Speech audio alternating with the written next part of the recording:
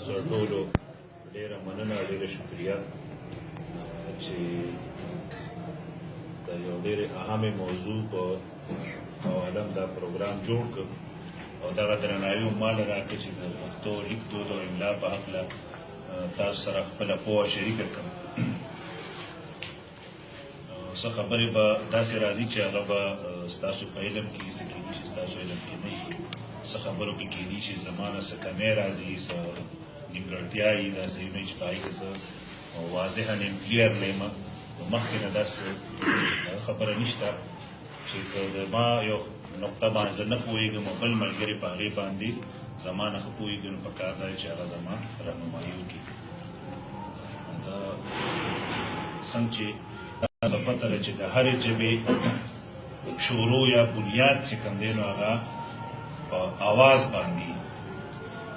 څه چې په عربي کې صوت وي او په انګلیش کې ورته ساوند وي. نو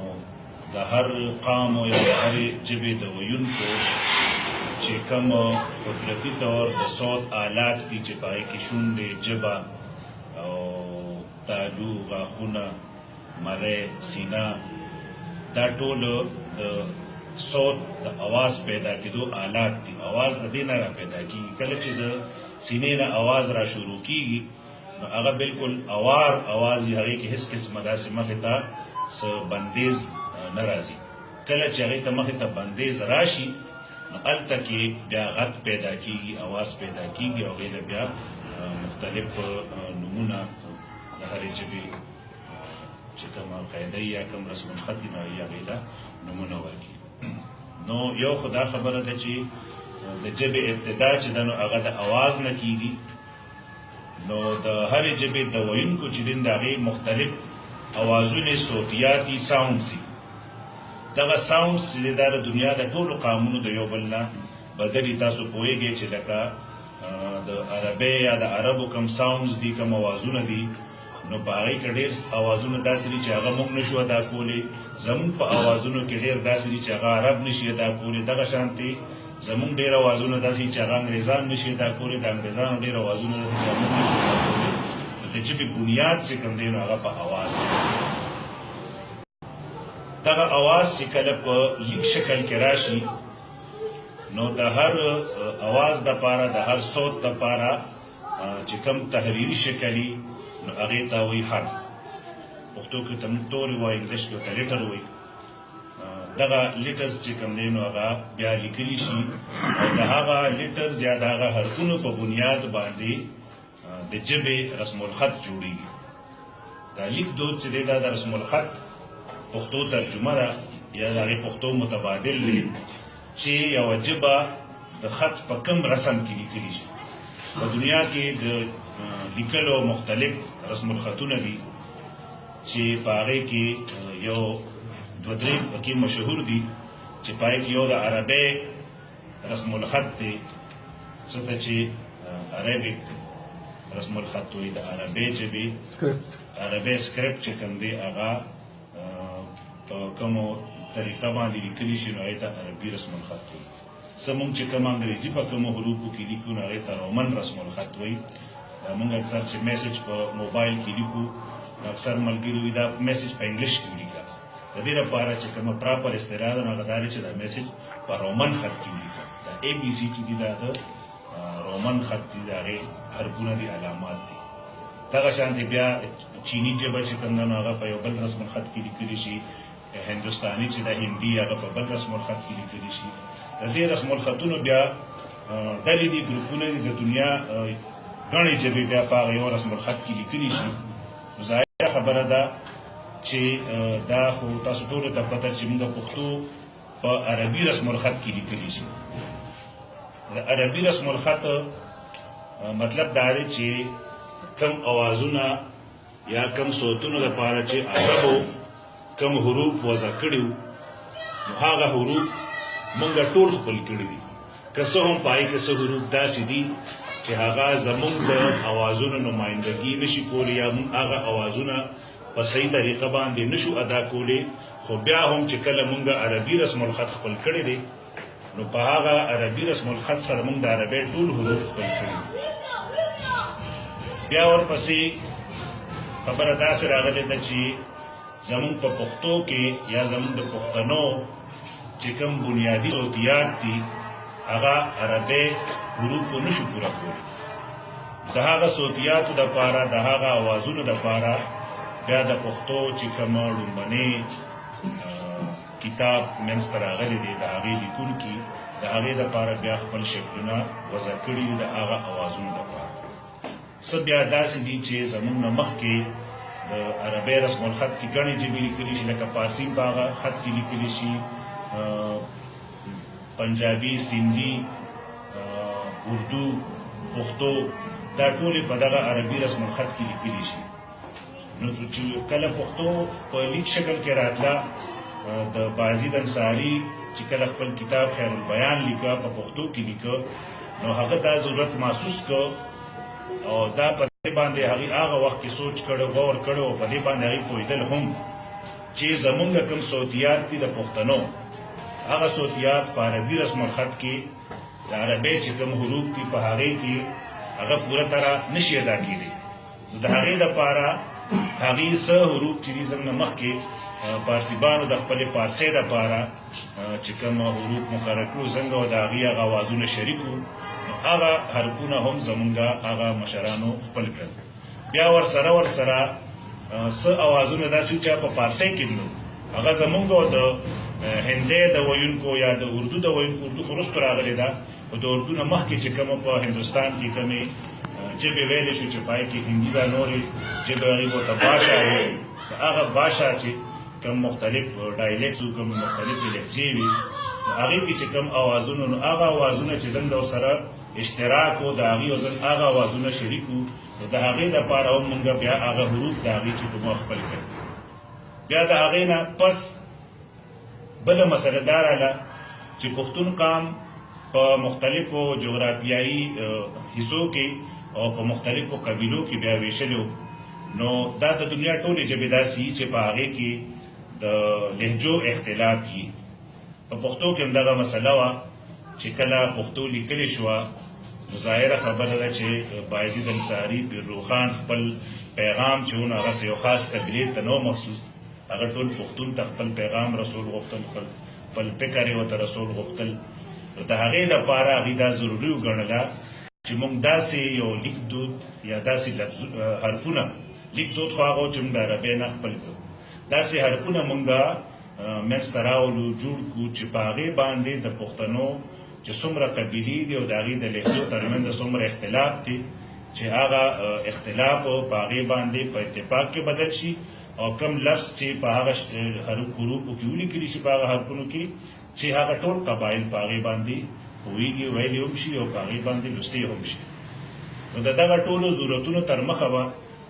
پیرروخان په خپل کتاب خیر البیان کې په ړومبي ځل باندې او د هغې نه دا هم ثابتېږي چې د دې نه مخکې پښتو د لیک په شکل کې نه وه ځکه نه وه چې هغه دا دعوه کوله چې ما ته دا کتاب چې دی دا الهامي طور منتقل شوی دی دا کتاب په ما باندې الهام شوی دی بیا هغې کې چې کوم حروف هغه حروف هم هغه دا دعوه کوي چې دا په ما باندې الهامي طور دا حرفونه نازل شوي دي. نو د هغې کې د هغه دغه الهامي دعوه په هغې باندې خبرې کیدی شي خو په هغه وخت کې چې سړی هغې ته سوچ کوي نو واقعي بنده پر دا خبره تسلیموي د دې په اعتراف مجبورېږي چې دا حروف هغه ته الهام شوي دي ځکه چې هغه وخت کې دومره د کمیونیکیشن ذریعې نه وې. بایزید انصاري په وزیرستان کې پیدا و وزیرستان نن سبا هم ډېر زیاته بیکورډ پسمانده علاقه ده هغه وخت کې روابط هم دومره نه وو د مختلفو قبیلو د هغې د لهجو هغه اختلاف او هغه ټول په نظر کې ساتلي دي هغه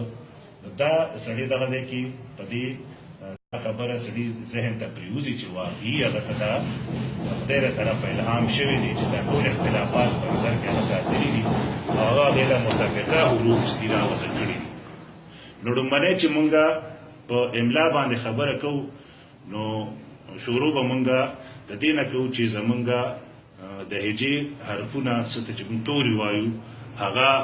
کم دي. ما خو تاسو ټولو ملګرو له کیدی شي ورزي هم خو بهرحال د مخکې تلو لپاره زه غواړم چې دا په بورډ باندې د پښتو حروف تهجې چې دي هغه ولیکو.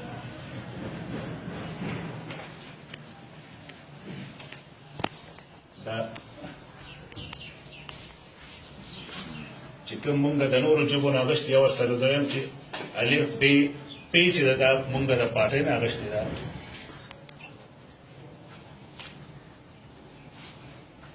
دا س چې د عربۍ خاص حرف دی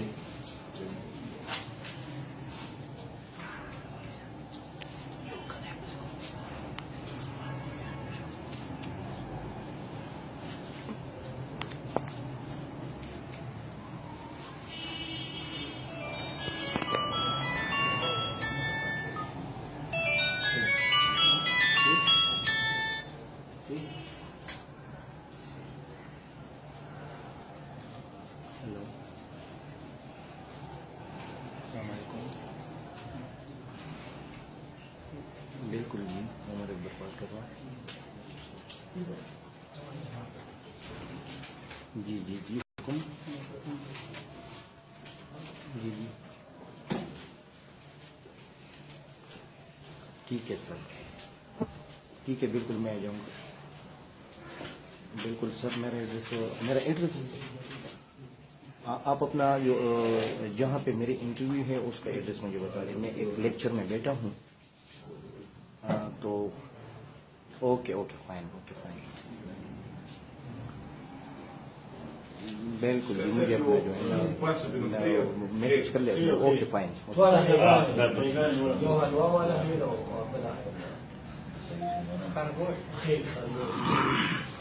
غالبا چې نور پکې خو نه دي پاتې دا ټول حروف په پښتو کې د حمزه حرف نه دي په دې کې دا پ اواز چې دی دا موږ د فارسۍ نه اخیستی دی چ اواز چې دی دا حرف موږ د فارسۍ نه اخیستی دی ژ اواز چې دا موږ د فارسۍ نه اخیستی دی او ګاف اواز دا هم موږ دا حرف موږ اواز هم سره خپل دی خو دا حرف موږ د فارسۍ نه اخیستی دی په دې کې ا دال او ړ دا درې اوازونه داسې دي چې دا فارسیبانو سره نو دا زموږ د هندي ویونکو سره یا د هندوستان چې د مختلفو لهجو خلکو د هغې سره دا اوازونه زموږ شریکو نو هغې چې کله هندي یا اردو په دغه رسم الخط کې لیکي د هغې دپاره دا شکلونه غوره کړو خو هغې کې لکه ټې داسې لیکلی شي دال داسې لیکلی شي ړ داسې لیکلی شي او ګاف چې دی نو ګاف خو هغې داسې لیکي مونږ یې دغسې لیکو په افغانستان والے داسې لیکي دا زمونږ د پښتو حروف تهجي دي ادا دي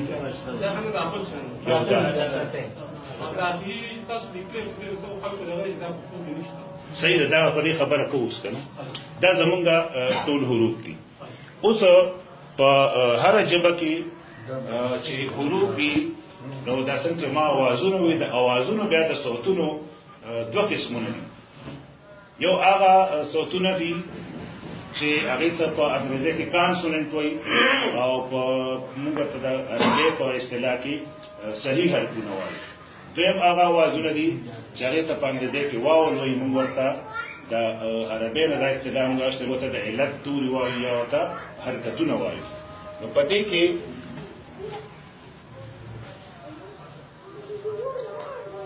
چې کوم صحیح حرفونه دي او کوم د علت توري یا حرفونه دي د علت توري په اصل کې موږ سره الف دی واو دی او د یې دا مختلف شکلونه دي دا موږ سره د علت توري په دې باندې اوس او دا نور باقي چې دي دې ته موږ صحیح حرفونه وایو اوس دا دی چې د صحیح حرف خو هغه دی چې د سینې نه کوم اواز روزي او د هغه اواز مخې ته د ژبې یا د شونډو یا ژبه د تالو سره لګي یا ژبه د غاښونو سره لګي یا ژبه چې کوم دی نو د تالو سره ټپکې خوري نو دې سره چې په اواز کې کوم تغیر راځي کوم د اواز هغه تعین کېږي نو دغه تعین ته صحیح حرف ویلی شي کوم اواز چې نیغ د سینې نه روزي او بغیر د سبندیز نه هغه د خولې نه ادا کېږي نو دغه بیا مونږ هغې ته علت اواز ویلی شو بیا دغه د علت اواز چې دی نو دا خو موږ سره په پښتو کې بنیادی تور لکه زموږ د ګرامر چې کوم استادان دي پښتو کې چې څونه ګرامرونه لیکلي شوي دي نو هغې دغه درې حرفونه چې دي الف و او ی یا د ی دا مختلف شکلونه دي دغه شانتې د و هم مختلف اوازونه دي د هغې دپاره بیا خپل نومونه دی ته رستو ځو او الف چې کوم دی دا بیا موږ سره د علت توري د علت دپاره دوی د علت ته کې چې وضع کړی دی چې د علت څه شی دی نو یو خدا خبره ده چې د علت په عربی کې معنی د بیماری ناجوړتیا د هغې دا وایي چې عربو به د ناجوړتیا په حالت کې د خولې نه کوم د فریاد هغه اواز ایسته وایي هغه وایي کې و الف او ی درې واړه حروف راځي نو ځکه هغې ته دي د علت توري دا یو اصطلاح ده لکه معنی یې بدله ده خو په دغه اصطلاح کې چې هغوی به د خولې نه وایي لفظ ایسته هغه و الف او ی به په هغې کې راتله نو دغه د علت توري خو د دې بنیادي کار دا دی چې موږ د خولې نه کوم حرف کوم اواز وباسو نو هغه اله د هغې د دې چې کوم صحیح حرفونه دي د دې تعین اله کېږي چې موږ د دې سره د دې د علت تورو ته وروسته اوس زموږ په پښتانه ورته حرکي توري وایي یا او په هغه کې چې کوم دی په اردو والا ورته مصوت او مصمت مصوت د واو ستا وایي او مصمت توري چې کوم دی نو هغه کانسونانټ موږ چې دي زموږ هغې ورته حرکي توري وایي حرکتونه دي دا حرکتونه چې دي د دې حرکت سره چې د خولې نه موږ اواز راوباسو نو هغې ته به خامخا موږ حرکت ورکوو لکه یو بې موږ اواز ادا کوو د دې اصل اواز چې دی صوت دی هغه دی اوس چې موږ شونډې بندو دا بې ده شونډې چې موږ پرانیزو دا شونډې چې موږ پرانیزو دغه ځای کې دا بې حرکت مومي او دې سره د هغې ادایګي کېږي اوس دا یو بې ده دا موږ چې به ووایو نو یو اواز چې بې ووایو زیر کو لګو نو بل اواز او پیښ کو لګو بو لګو نو بل اواز نو د دې سره دا زل په مخې ته راځي چې د دې موږ سره په پښتو دا په پښتو کې دي په اردو کې دي خو بهرحال موږ خبره د پښتو کوو چې موږ سره د دې دریو تورو لنډ اوازونه هم دي چې د الف اواز چې کوم دی لنډ هغه زور دی او د و اواز چې دی لنډ هغه پیښ دی نیم اواز چې کوم دی او د ی چې دی هغه دی زیر دا درې حرکتونه داسې دي چې دا د دوم حرکتونه د علت توري دا په اصل کې بنیادي طور ته حرکي توري وایي یا حروف حرکت ورته وایي دا درې موږ سره نور حرکتونه دي زور پیښ او زیر بیا موږ سره په پښتو کې یو بل حرکت دی چې هغې ته وایي زورکي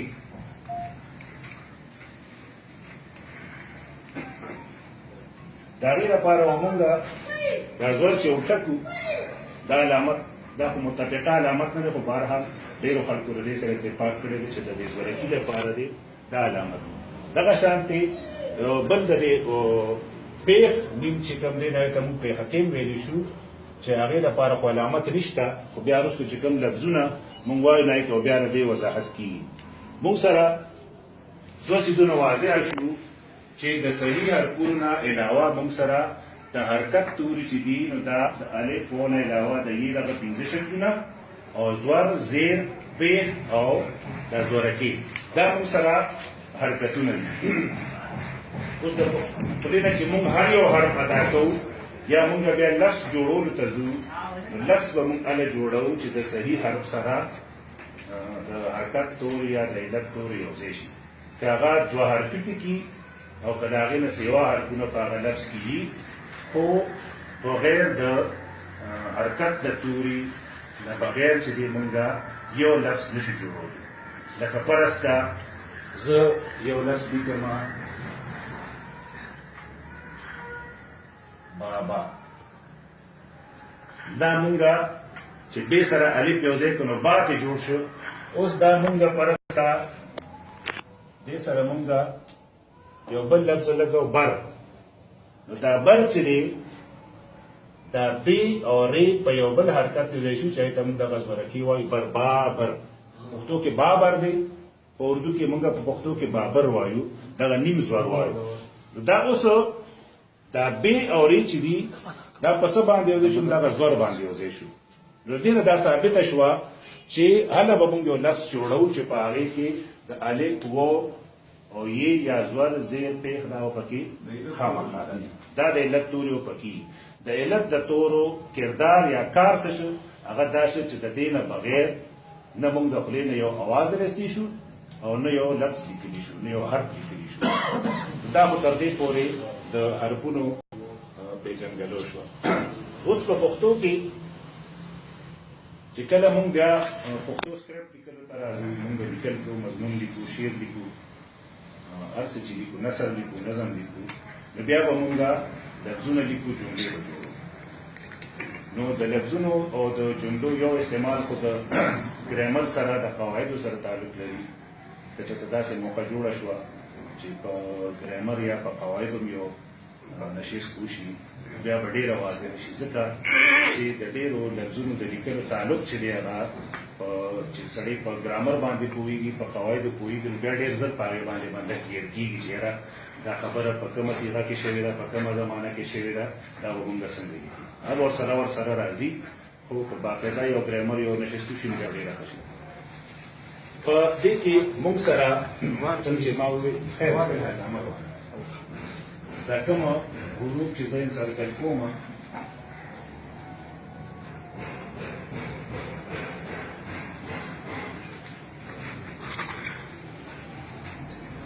دا چې کوم ما په دایرو کې حروف را بند کړل دا 15 حروف داسې دي چې دې ته د پښتو خپل مخصوص توري یا مخصوص حروف ویلی شي او دا هغه توري دي چې څنګه ما سب کې ویل چې کله عبدالرو خان برازیل انصاري خپل کتاب لیکه په لیک کې راوسته نو هغه چې کله د مختلفو قبیلو د لهجو ترمنځ اختلاف شعور هغه ته حاصل شو او هغه په دې باندې پوه شو چې دا مونږ یو لفظ یو شان ادا کوو بله قبیلې بل شان ادا کوي نو د دغې اختلاف د ختمولو دپاره او دا پښتو یوازینۍ ژبه ده چې د دې په لومړني کتاب کې دا کریډټ پښتو ته ځي دا کریډټ په عبدالرو خان ته ځي چې د لومړي ځل باندې د دنیا په ژبو کې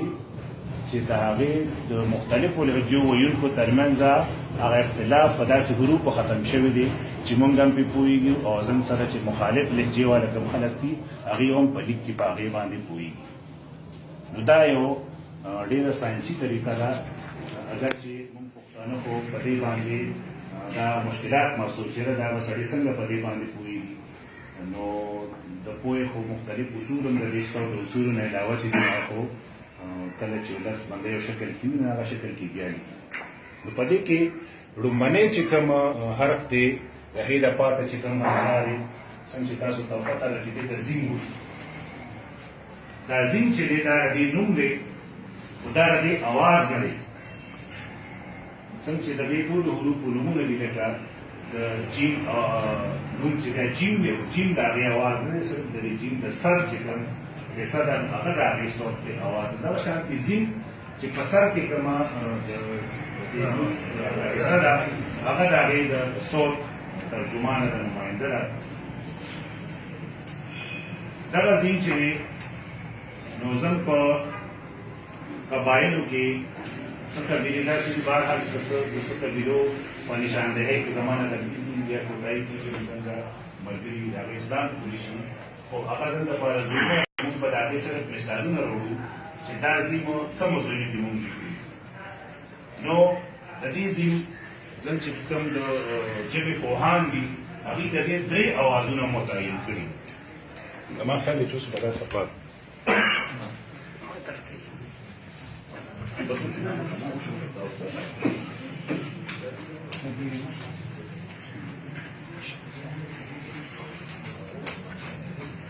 د دې زیم چې کوم د صوت تعین شوی دی نو یو خو دا دی دال او زی دا چې یو زی شي یا ډي زد په انګلیش کې بل چې دی هغه دی جیم او بل دی زی دا د دریو اوازونو نمایندګي کوي څه قبیلې داسې دي چې هغه دا د دې تلفظ ځ کوي ځ د ژبې سر چې دی د تعلق سره سخت ولګي او د زی اوازو سره ملګري کردار دی خپل مخصوص صوت دی ځ بیا څه قبایل داسې دي چې هغه د دې اواز په جیم کوي او څه داسې دي چې هغه په ځای کوي څه لفظونه داسې دي چې هغه مونږه څوک په جیم وایي څوک په ځای وایي او څوک یې دغه مخصوص اواز وباسي لکه مثال په طور زه لیکمه ځان یا زه لیکمه ځواب یا لیکمه زاله دا ځان چې دی یا فرض که لیکو ځوان دا ځان چې دی نو دا څوک جان وي دا جواب شو دا جاله شو دا جاله شوه او دا جوان ځوان یا جوان دا څنګه مختلف قبایل په دې کې دا اختلاف دی د دې نه علاوه داسې لفظونه چې هغه اردو کې یا هندي کې هغه د جیم سره د موږ په ځای بدلو نو هم به هغه موږ د جیم سره لیکو لکه فرض کا هغې وي جنګل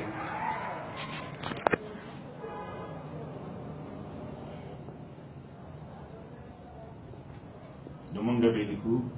ځنګل ځنګل داسې نور ټکي دي فرض کا جانور موږ به لیکو ځناور د دې جیم اواز به دغه کېږي او دا د دې تقریبا دا اکثر داسې دي چې د هندي یا د اردو څونه لفظونه چې هغه موږ پسې بدلو یا موږ د هغې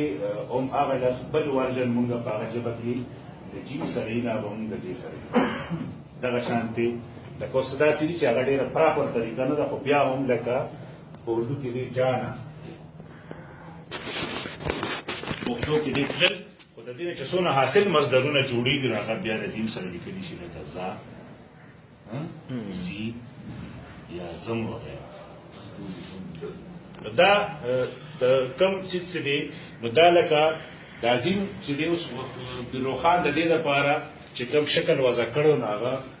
داسې شکل وضع کړی دا په منځ کې یې نقطه کړې وه د دې زیم لپاره هغه دا شکل وضع کړی و خو وروستو بیا د دې دغه شکل جوړ شو ځکه چې دا د جیم سره د دې ډېر نږدېکت دی نو په هغه پټۍ کې یې د جیم سره راوستو نو مې ورله زیم کړو نو په دې خو به زما خیال دی چې ټول ملګري پوه شوي چې دا زیم مونږ له کوم ځای لیکل پکار دي او د دې سبب څه دی دا سبب دا شو چې د جیم او د ځای کوم مختلف اوازونه دي څوک یې په جیم وایي څوک یې په ځای وایي نو هغه به مونږ د زیم سره لیکو بیا ورپسې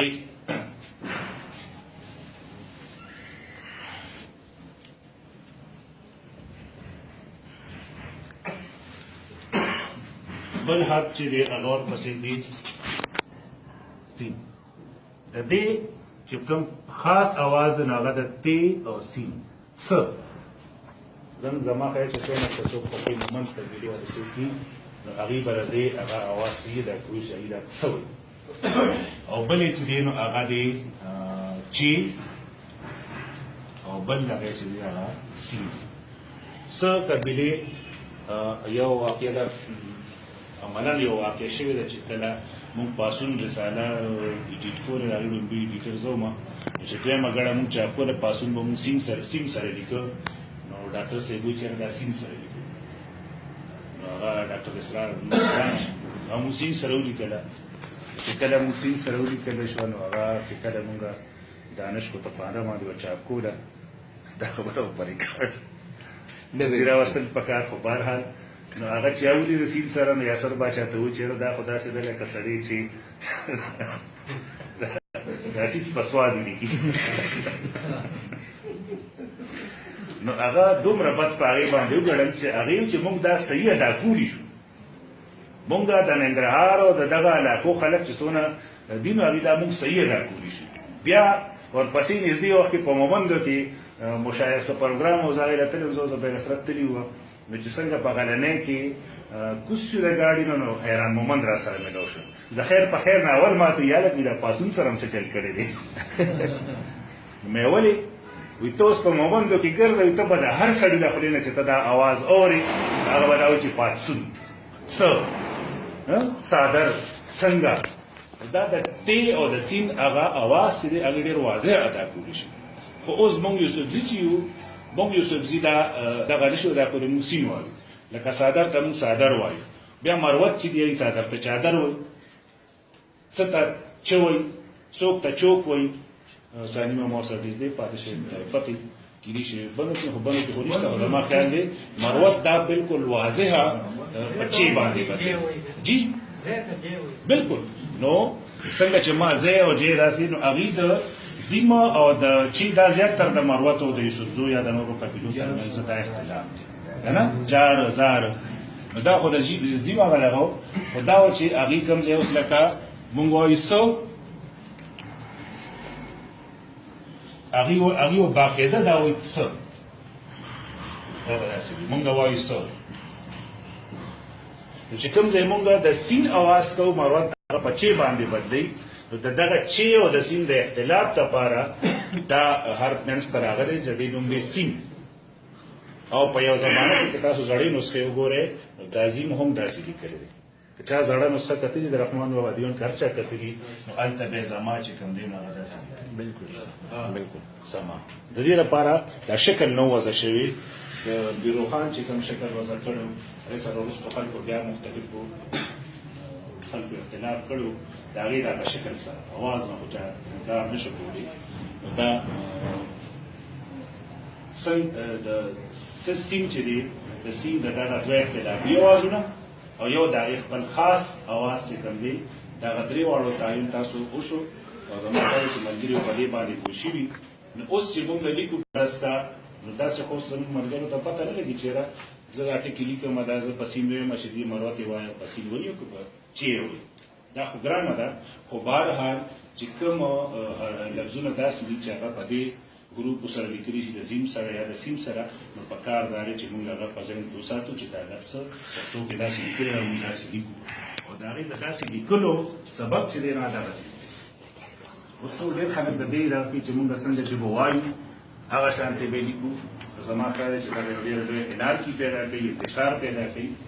د پښتنو د ژبې او د هغې د قامي تړون لپاره دا په رسم الخط کې دا تړون اتفاق چې کوم دی دا انتهایي بنیادي کردار ادا کوي دریم حرف چې دی هغه بیا دی فیصل د دې د انګلیش دغه اواز ټي اس دا ټي اس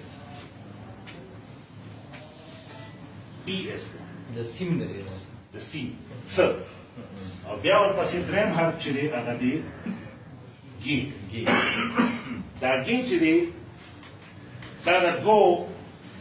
صوتونو اختلافي صوتونو نمایندګي کوي چې هغه یو دی جیم او بل دی ګا او د دې خپل اواز چې کوم دی نو هغه ژ دی چونکې ژ موږ سره ځان له په حروفو کې هم شامل دی نو د هغه ژ نه د دې ژ چې کوم هغه پارسیبان هغه ژ څنګه ادا کوي د دې ژ اواز د هغې نه لږ بدل دی نو ځکه دا دواړه موږ په حرم کې بیا موږ د ژ نه هغه کار اخیسته نو د دې درې دغه چې دي صوتونه هغه یو د ژ سره نږدې دی چونکې هغه نشي کېدلی د هغې نور وضاحت هغه د ژ سره نږدې اواز دی بل د دې اواز چې دی په جیم دی او بل د دې اواز دی په ګا دا خو ډېر اسان دی لکه موږ وایو زموږ یا زمیش نو دا دغه لکه موږ وایو ګیره هغې وایي شیره موږ وایو غوږ هغې غوږ یا غوږ خټک غوږ وایي څوک غوږ وایي دغه د ژ د جیم او لکه موږ ژوند وایو څه اوس دې کې دا خبره ده چې څنګه دغه مروت او کوم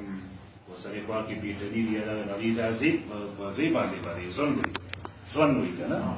نو خو بهرحال دغه اختلاف هغې نظر انداز کړو دا دوه غټ اختلافات چې کوم دي چې د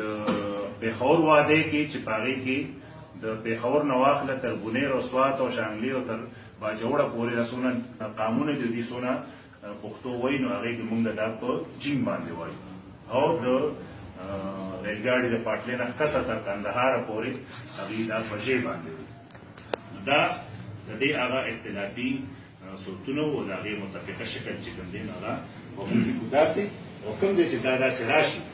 چې مونږ یې په ګاپ وایو نو مونږ به هغې سره دا خبره په ذهن کې ساتو چې زمونږ جنوبي اضلاع والا پښتانه دا په ژ باندې داسې څه لفظونه ستاسو خپله چې ذهن کې راځي تاسو ته پته لري ډېر لفظونه دي په سلونو لفظونه دي چې هغه مونږ بیا دا ژ لکه په د مصدرونو نه چې کوم حاصل مصدرونه جوړېږي هغې اخر کې ګي راځي لکه د جوړېدل نه جوړېږي جوړېږي کېږي خورېږي که نه کوم دی چې د هغې هغه فعل حال استمراري صيغه جوړیږي هغه سره څنګه کوم دي کې راځي او په شی باندې ویل شي دا موږ ته لکه څنګه جوړیږي نو موږ د مخکې نه ذهن کې کېدو پکار دي چې کوم موږ کوم فعلونه وایو هغه فعلونو کې چې اخر کې کی आवाज راځي هغه موږ د کې سره ځکه چې هغه به خامخا څنګه جنوبي اضلاع والا چې څونه کارلانیان دي کارلانی چې وته وي پای کې خټک هم راځي وزیر مسعود دا ټول نایدا په ژبه باندې وي نو دا به موږ په کې باندې دوه आवाज یو شو جیم او یو شو ګا د جیم او د ګا دغه आवाज او سره د خپل مخصوص چې کوم دی هغه आवाज بیا بل هر چې دی هغه دی چې د دې نوم دی خین دا د دې نوم دی او دا د دې د आवाज نماینده نوم نه دی کله چې په پښتو اکیډمي کې په 1950 کې د افغانستان او د دې ادارې پښتونخوا د لیکونکو عالمانو ترمنځ کوم سیمینار شو د هغې کې چې دوی دا نومونه وضع کول نو د افغانستان دپاره دا نومونه دي کړي زې سې کې خې د دې پښتونخوا دپاره هغې دا وضع کړي زیم سین کې او خین نو موږ یې هم په هغه تسلسل کې وایو دلته کې ټول دا په دې مطابق دي چې د دې نومونه دغه دي خین چې دی دا هم په اصل کې د دریو اوازونو نماینده دی چې یو د دې اواز د خې نه لږ نرم دی خې چې کوم سخت اواز کوي د هغې نه لږ نرم دی او د خې نه سخت دی دا د هغې منځو معنی د اواز پېژندلو شوه خو چې کوم د قبایلي اختلاف دپاره کوم دا متفقه طور متعین شوی دی نو په هغې کې چې کوم ځای کې مونږ خې وایو د پېښور واده کې چې څومره خلک دي زمونږ نه مطلب به د پېښور واده کې دې ته ډېر خلک یوسفزۍ لهجه وایي خو دا پراپر یوسفزۍ لهجه نه ده د پېښور واده کې د پېښور نه راواله پای کې مومند دي په هغې کې خلیل دي داودزي دي بیا ورپسې چې کوم دی نو یوسفزي دي په سوات کې د عثمان خیل دي په چارسده کې محمدزي دي په دوابه کې ګګیاڼي دي دا ټول د پښتنو مختلفې قبیلې دي دا ټول مونږ په خې باندې وایو چې کوم بیا څنګه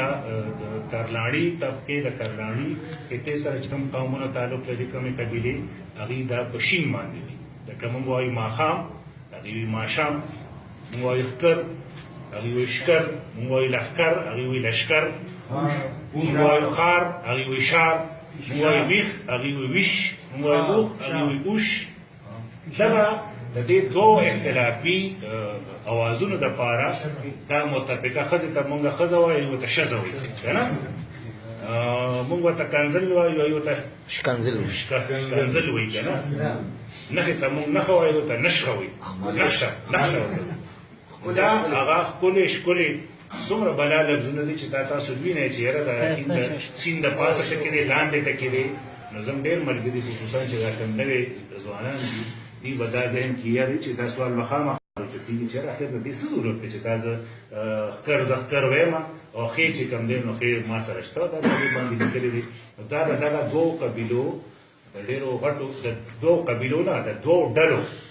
د پښتنو قبایلو د دوو ډلو ترمنځ چې کوم د اواز اختلاف و د هغې لپاره دا حق چې دی دا وضع شوی دی چې خین دی د شینه د لوګۍ یو د شین نمایندګي کوي او بل د خې نمایندګي کوي دا دوه حرفونه چې کوم ځای کې مونږ خې وایو هلته کې به هغې شین خامخا وایو دې کې اختلاف نشته داسې نشته چې څه ټکي به هغې بیا داسې شته چې زمونږ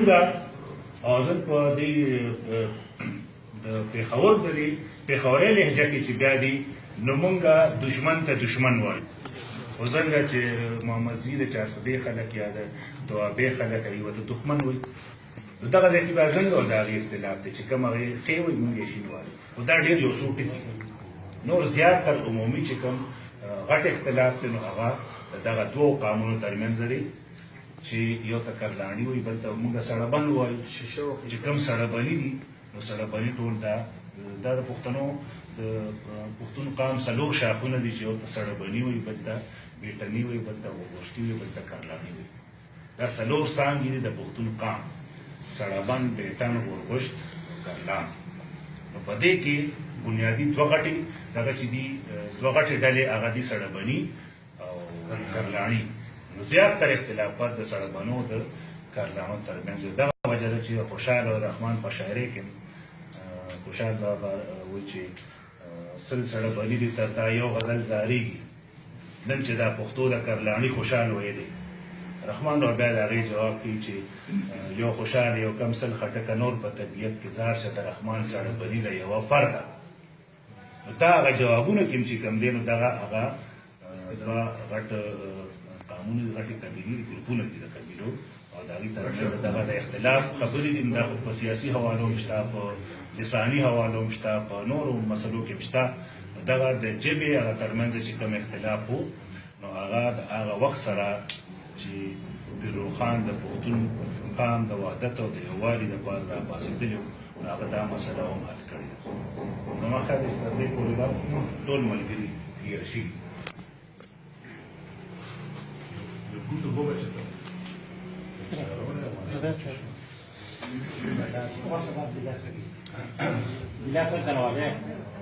شورنا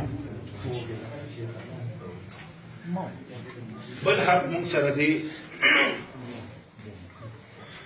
نوړ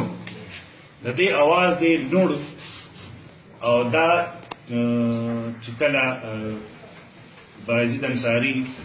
لیکل د پښتو سکرپټ نو هغې کې دا حرف هغه باقاعده د حرف په طور باندې لیکلی وروستو بیا چونکې اخون درویزه د هغه فکري مخالف و نو هغه د بایزید چې کوم دغه حروف هغه وضع کړي د هغې شکلونه بیا هغه بدل کړي دي بیا ورپسې خوشحال بابا چې دی نو هغه هم په دې دغه اوازونه په بدلو شکلونو کې لیکلي دي دا درې چې د پښتو املا تاریخ څوک ګوري او د پښتو املا په تاریخ باندې ټول نه ډېر ښه کتاب چې دا مشتاق مدیرو لیکلی صاحب پښتو که هر چا وسو شو توفیق وشو نو ما ښایي چې دغه کتاب هر پښتون ته کتل پکار دي چې په هغې کې د املا پوره تاریخ هغه راوستی او ډېر ښه تحقیق یې پرې کړی دی نو لومبنی کوشش د بایزید انصاري دی بیا هغه سره په اختلاف کې اخندرویزه په دې حروفو کې تبدیلې راوستي بیا خوشحال د خوشحال نه پس چې کوم دی بیا وروسته جی صاحب پښتو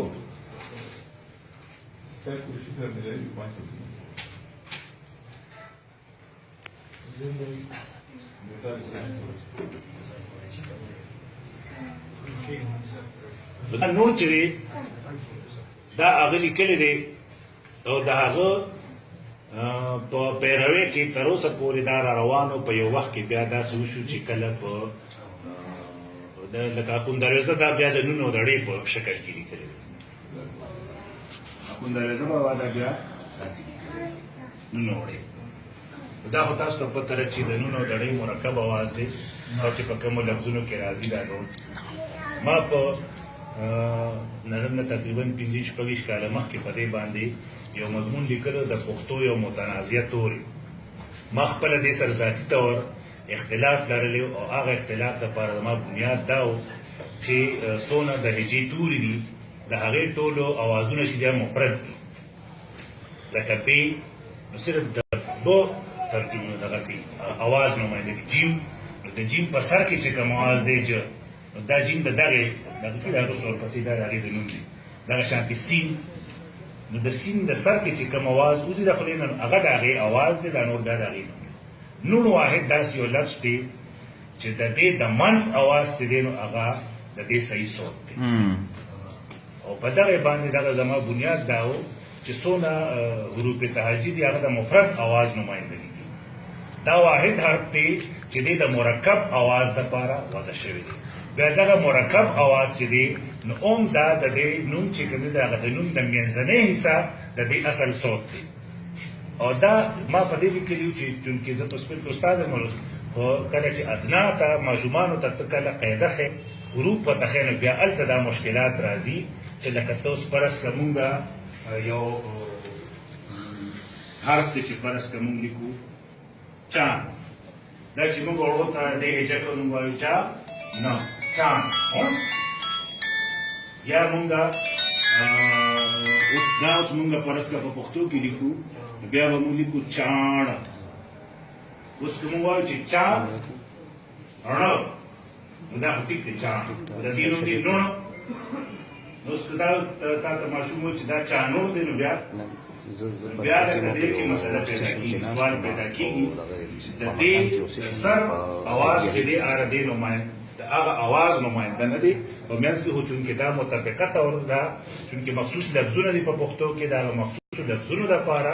تاسو ته د دا هر معلومات باندې اوس په لومړي باندې شوی دی په اړه غلې کې دا هر باندې شوی دی افغانستان والے منی جنوبي پښتونخوا والے منی مونږ یې منو او په دې ټول متفق شوي دي نو هغه ټول لفظونه چې په هغه کې د نون وړې مرکب आवाज راځي نو هغه به مونږ داسې لیکو لکه فرض کړئ مونږ لیکو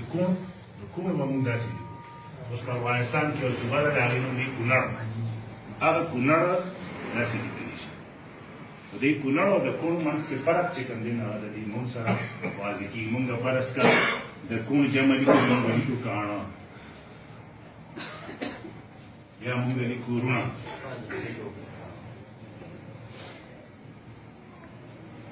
نو مونږ روڼه داسې رڼا خپله کوی چې څنګه لفظونه ستاسو ذهن کې راځي هغه به مونږ خپله د نن وړې چې کوم مرکب رڼا چې کوم دی رڼا کوم ځای کې چې لکه د نن وړې مرکب اواز راځي نو هغه به مونږ د دې نون سره لیکو تر دې پورې دا چې کومه زموږ صحیح حروفو صحیح تورو کانسوننټو د هغې مسله تر دې پورې حل شو زما خیر چې دې کې داسې خبره پاتې نه ده ړوند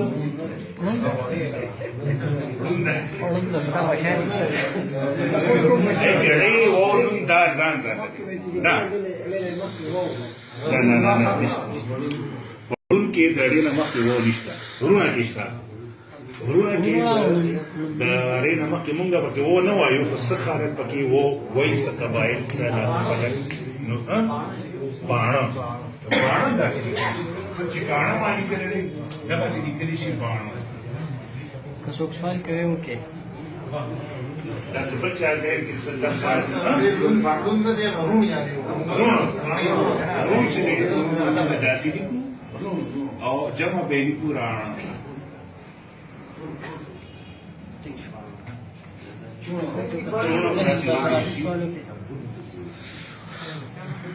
چنچن چنچن روڼ راڼه راڼه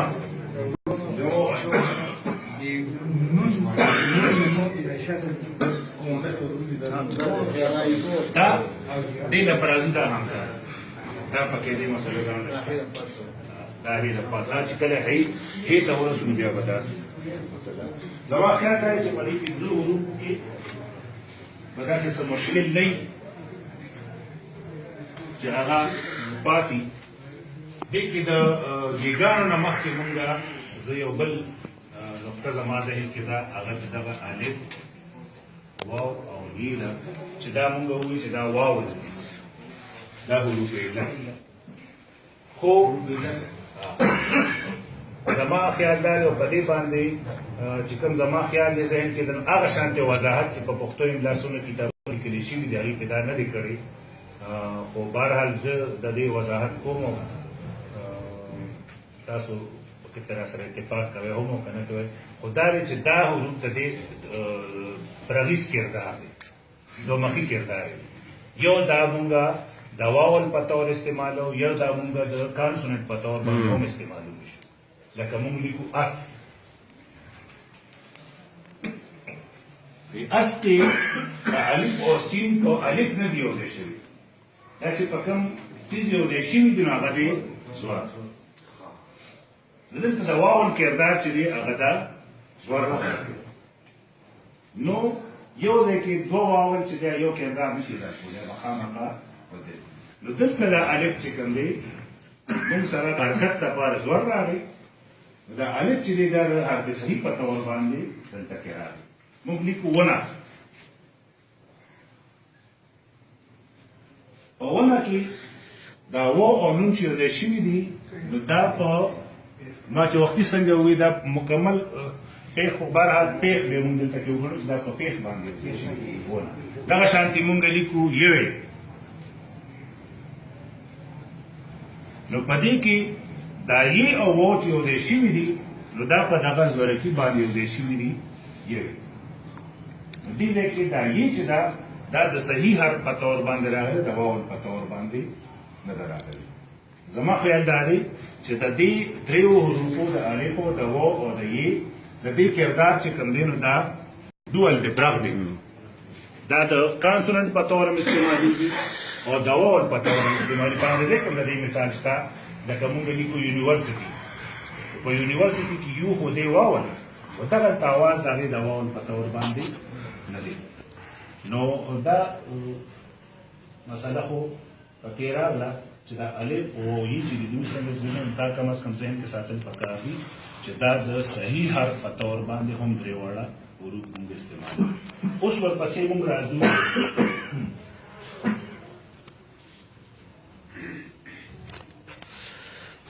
یو بل حرف دی هغه دی هې موږ په پښتو کې د دې هې دا مختلف شکلونه وینو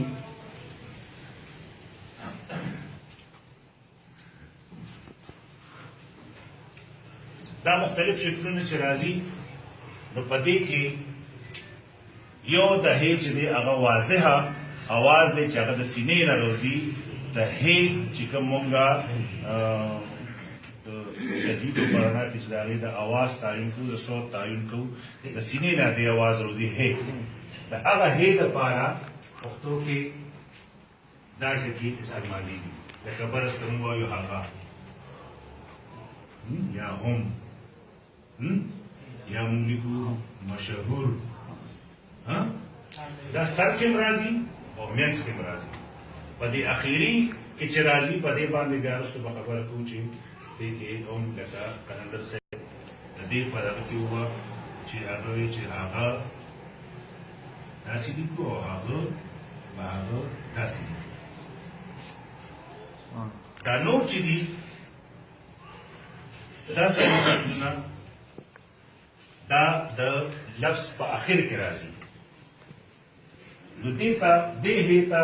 د ګرامر یا د لسانیاتو په دغه کې ملفوظي هې وایي دا لفظ کې راځي اواز د دې واضحه ده خدای نعوذ بالله تعالی ملفوظي دا څلور هېګانې چې دې تغییر مختفي هې وایي دا د لفظ په اخر کې راځي منځ کې او سر کې نه راځي دا څلور واړه هېګانې چې دي دا د لفظونو په اخر کې راځي دا د لفظونو په اخر کې چې راځي دې ته مختفي هې ځکه وایي چې د دې اواز خفي دی پټ دی د دې اواز ښکاره نه دی اوس دا په څه کې پټ دی هغه د پټېدو سبب د دې دا دی چې زاړه دیوالونه که چا قلمینو څخه کتلي یا چې کومې د قلمینو څخه نه عکسي چاپ شوي دي لکه د رحمان بابا دیوان په داسې شکل کې چاپ شته نور هم شته نو هغوی به چې کله په آخر کې دا هې راته نو دا به هغوی نه لیکله او په هغه لفظ باندې به یې زور اچوله پاسه لکه د رحمان بابا شعر دی چې اورنګزیب شاهجهان غوندې اشراف صدقه شه در منصور غوندې ننداف دا پاره کې دی اشراف او ننداف تر اوسه پورې موږ هغه اشراف او نالن کې بیا دا شعر بې وزنه کېږي چې موږ اشراف او ننداف وایو دا چې موږ وزن ته راوړو نو موږ اشراف او ننداف یا دغه شان چې دا همه واړه حجاب دی چې لیدی شي نور د حسن بالاتر دی د ادراکه نو ادراکه په زړو نسخو کې چې ادراک لیکل شوی دی نو هغه داسې لیکل شوی دا زور به د هغې د پاسه اچوي او دا غزل چې دی دا به راته د کاف په پټۍ دی دغه شان چې دا کوم اشراف او ننداف چې دغه قې په پټۍ کې دا غزل راغلی دي کوم ځای کې به چې دغه حرف باندې زور زیر پېښو نو هغه به د هغه حرف په پټۍ کې راته دیوان کې شاعري چې هغه د حروف تهجي په ترکیب کې دا د کاف په پټۍ کې راته دا په نوې املا کې راولو نو د رحمان بابا دا غزل به بیا د هې په پټۍ کې راځي دې ته موږ هې لیکو اخر کې نو دا دغه هې چې دا د دې زور اکثر دا څنګه چې ما وویل چې دا د رحمان بابا په دغه شعر کې چې اشرافه او نندافه هغه پې باندې زور چې دی هغه حذف شوی دی یا ختم شوی دی نو خلک اشراف او نندار کوي د هغې د دې هی پیدا دا شوه چې دا به بیا څوک غلط نه وي دا به ادراک چې دی نو هغه به داسې نو دا هی چې دا کله د حرف سره لګي دا بیا دا هی راغلی که دا د حرف نه بیا نه راځي لکه فرض کوو داسې یو لفظ لیکو چې وعده لیکو مونږ بیا به دا هی مونږ ځان ته کوو څه حرفونه یو ځای کېږي څه نه یو ځای کېږي څه سر کې یو ځای کېږي څه اخر کې یو ځای کېږي د هغې په وجه باندې به بیا مونږ دا هی چې دا به مونږ دلته نو د دې هی دا چې دا په اصل کې دا هی نه ده دا د زور مقام دی یا د زور نماینده ده چې کوم ځای کې به زور راته هلته کې دا هی لیکلی شي دا مختفي ورته ځکه وایي چې دا د زور په اواز کې د دې هی اواز پټ دی بیا ورپسې دا هی او دا هی چې شوه نو څنګه چې مونږ دلته وایي چې دلته زور دی نو کوم ځای چې د پښتو د مخصوص حرکت زورکی راځي لکه مونږ وایو هغه دلته غیر باندې واضحه زور راځي مونږ وایو هغه دا هغه او هغه اواز کې فرق دی دا مونږ که هغې وایو چې هغې وایو نو زیر شو چې هغه وایو زور شو هغه په منځ کې اواز راغی دغه منځني اواز چې دی دا زورکی دی نو د دې زورکی چې دا د حرف یا د په شعر کې یا د جملې په آخري حرف باندې راشي بیا مونږ دا داسې لیکو لکه مونږ هغه چې دی هغه مونږ داسې لیکو دا یو ځای دی بیا بل لفظ چې کوم دی فرض که زړه نو زړه چې دی یا واده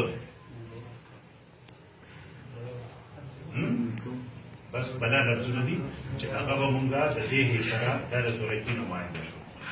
دا دې د تړلې شي کوم ځای څخه تړلې راځي نو هلته داسې لیکلی شي اوس اکثر ول بعض علاقې خصوصا لکه د مالکان نه پورته چې کوم خلک د سوال کوي دي هغې په دې کې فرق نشي کولی او هغې په دې قافیو کې همیشه خطا کېږي د ساحل صاحب څونه غزلې په دې قافیو کې لیکلي ټولې غلطې یا باسینو یا اقبال شاکر او یا لیکل دریاب چې څومره شی تاسو وګورئ کتابونه په دې قافیو کې وایي خطا یې ځکه چې هغې دا واضحه نشي دا فرق هغې نشي کولی خو دا فرق موجود دی ځکه چې دې کې د تشکیل او تانیث خبره هم ده که نه کوم ځای کې چې زور راځي نو هلته کې چې کوم اسمونه دي نو هغه به مؤنث وي چې کوم ځای کې اسمونو کې زورکي راځي نو هغې کې به اکثریت چې هغه به مذکري استثناء پکې شته لکه خوله چې ده نو خوله مؤنث دی خو هغه هم د حمزه سره لیکلی شي نو دا هغه هی چې وختي هغه یو ملګري وي چې دا رانه کې دا حمزه و د هغه حمزه استعمال دلته کې دا راغی خوله څنګه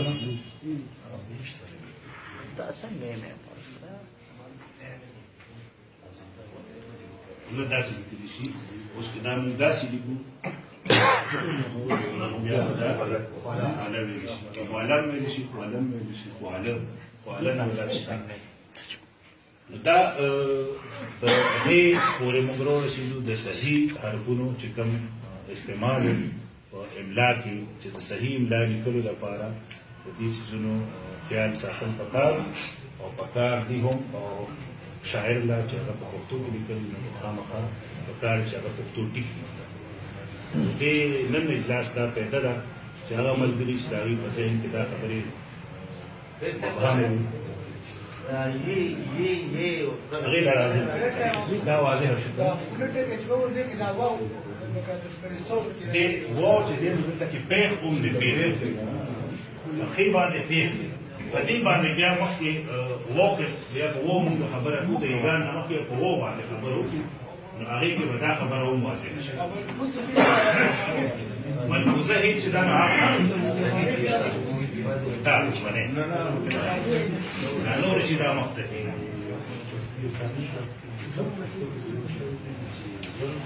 د هغې نه مخکې مونږ ته پکار چې اووم بحث څنګه نه کوو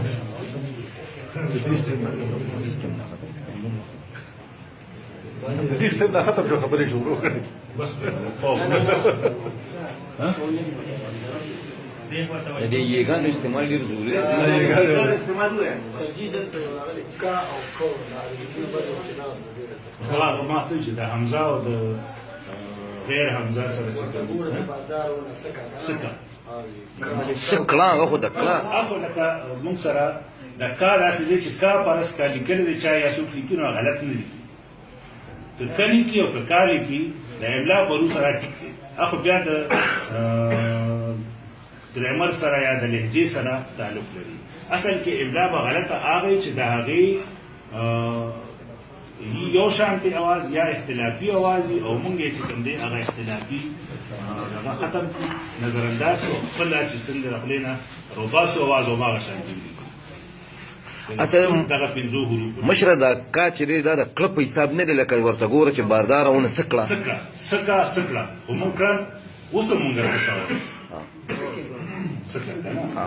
دا چې زه کلاسیک والا زه څونه کلاسیک شاعران دي هغې دا کار لیکلی دی نو د هغې د احترام سره او د هغې د دغه اسانتیا سره چې کوم پای کې فصاحت کې مونږ کار لیکو خو اوس نوې جدید شاعرۍ کې خلک کار نه لیکي کړه لیکي څوک کاو لیکي لکه شهابشاد کاو لیکي نه هغه بد سړی ورته دا وایي چې دا کړه نو دا دی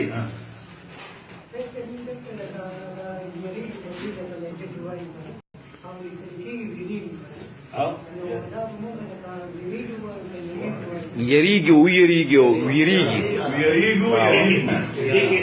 څنګه چې موږ رور وایو موږ رور وایو اوساني ماما دریر وایي وریر وایي که نه څه په باید داسې چې پکې و واضحه وایي ورور ویرېدل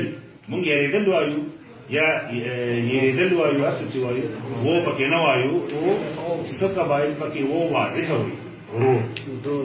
جنوبي پښتونخوا ولا مورور وي اورور لازمي دی بالکل لازمي هغه ځای کې هر حرف لازمي دی چې کوم ځای کې یو قبیله هغه ادا کوي نمائندگی بدلاگی د هغې وجه دا ده چې کوم حرف ادا کوي بلې خو زموږ دپاره سایلنټ دی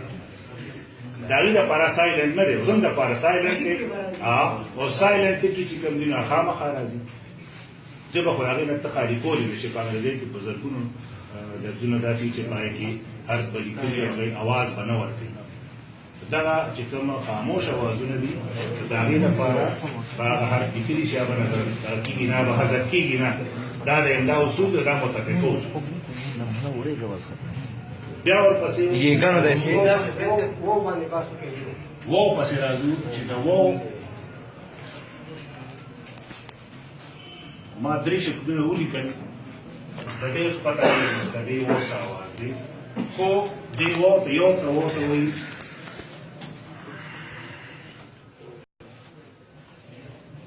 معروف وو یو ته وایي مجهول او بل ته وایي معدوله وو معروف وو هغه دی چې په هغې کې د و نه مخکې کوم حرف وي په هغې باندې واضحه پېښ د و نه مخکې چې کله واضحه پېښ راشي نو هغه معروف وو شو لکه موږ وایو نور مشهور رنځور دا معروف وشو چې د و نه مخکې واضحه پېښه راشي په پښتو کې بیا د دې مجهول و چې دی د دې بیا دوه اوازه دي چې د و نه مخکې زورکې راشي پوره واضحه زور نه وي نو هلته کې مونږ بیا دا مجهول و داسې لیکو لکه لور کور پور داسې نور بدل لفظونه دي د یو سېلابي نه علاوه دوه سېلابي په دې کې د و نه مخکې حرف باندې زورکې دي لکه لو هم نه دی او لو هم نه دی نو دې ته وایي مجهول و د دې مجهول مطلب څه دی مجهول معنی خو دا نامعلومه نامعلومه نو دا په یې کې معروفه یې او مجهوله یې ده معروف معنی چې پېژندلې او د مجهول معنی ناپېژندلې یا نامعلومه دا بیا چې د عربی چونکې زموږ د ګرامر اصطلاحات ټول د عربی دي دا اوازونه چې هغې سره نه وو نو د هغې دپاره هغې مجهول ټکي استعمال مشره تاسو یې اور تاسو یاد کړل په الف سره لیکي او ځینې په هې سره لیکي یا هور لیکي یا اګې نو هګې لیکي اخو لکه هور خو اوس هغه د خپلې لهجې پابند دي خو معیاري شکل دی الف سره دی لکه او دی څوک هو وایي که نه هو او خو معیاري شکل یې او دی هو چې دی نو هغه که څوک لیکي نو د سپیلنګ د هغې غلط نه دی بنیادي خبره د سپیلنګ ده چې که اور لیکي که هور لیکي اوس که د هورې داسې ولیکه هورې داسې ولیکه بیا خو بیخي غلط وي که هورې داسې ولیکه نو د پښتو د املا د اصولو مطابق هغه ټیک دی بنیادي خبره د سپیلنګ ده چې سپیلنګ املا وایي سپیلنګ ده چې سپیلنګ هغه صحیح ولیکه نو نور خو بیا د هغه د لهجې خبره ده هغه د ادایګۍ خبره ده هغه سړی په هغې باندې پوهېږي چې ته کم از کم سپیلنګ ټیک لیکلی په املا کې ټول انحصار په سپیلنګ باندې دی بیا لفظ څوک څنګه وایي څوک څنګه وایي هغه جدا خبره ده خو سپیلنګ چې دی هغه به ټیک لیکلی شي که هور لیکي نو هور به د دې چرګۍ حصه وي چې دغه کونډۍ حصه هغې پسې ځو دا معدوله و هم استعمال کړي دا معروف و مجهول خو ډېر واضحه دي دا و معدوله چې کوم دی دا مجهول و هغه و ته وایي چې د و نه مخکې حرف باندې زوره کېږي واضحه زوره